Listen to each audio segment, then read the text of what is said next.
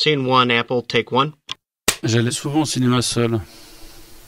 Alors après, on va rentrer dans une psychanalyse de bazar, mais qui s'explique très bien, en fait.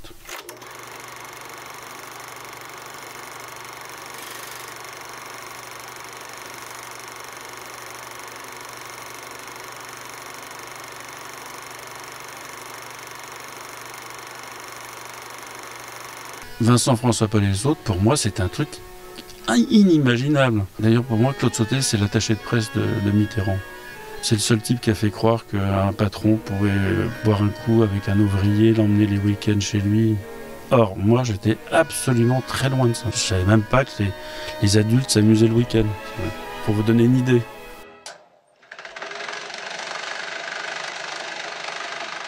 Je pense que toute personne qui travaille dans le cinéma a un poste relativement clé.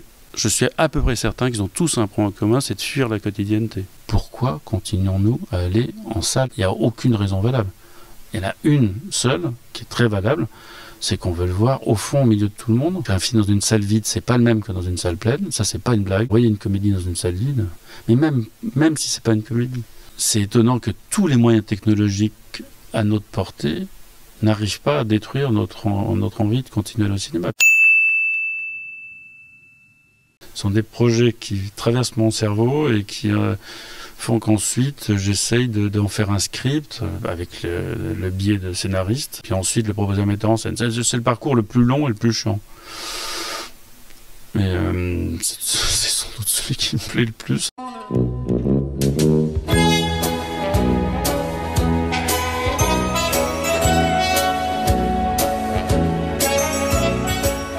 Donc le développement, c'est ce qui est le plus excitant. C'est-à-dire développer, amener sur un plateau, chercher l'idée, chercher le scénariste, chercher le metteur en scène. Après, vous développez ça pendant 3-4 ans, vous dépensez une fortune, vous essayez de le proposer à des metteurs en scène. Il y a un passage qui est un petit peu compliqué, c'est le moment où vous lâchez le bébé. Et puis après, le film est fini, après il faut le sortir. Après, il faut l'accompagner. Donc il faut l'accompagner comme un prototype au milieu d'un monde industriel. Votre film sort, il sort dans des multiplex, Gaumont, Pathé, UGC. Donc il faut que votre film reste en salle, parce que dès qu'il est sorti des salles, il meurt.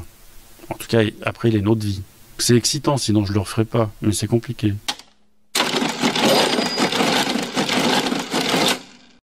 J'ai une agence de pub que j'arrive à imposer à chaque distributeur avec qui je travaille. Ça permet de contrôler un peu les coûts, de négocier plutôt pas mal et d'accompagner le film jusqu'à la sortie.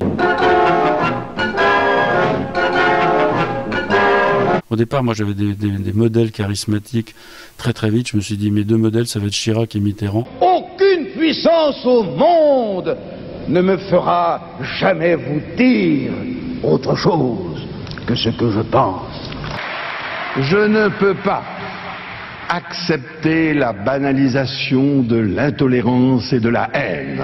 J'ai aucune passion pour l'un et pour l'autre, mais leur obstination était hallucinante.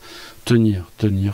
Alors là, si vous tenez pas, compliqué. Permettez-moi juste de vous dire que ce soir, je ne suis pas le Premier ministre et vous n'êtes pas le Président de la République.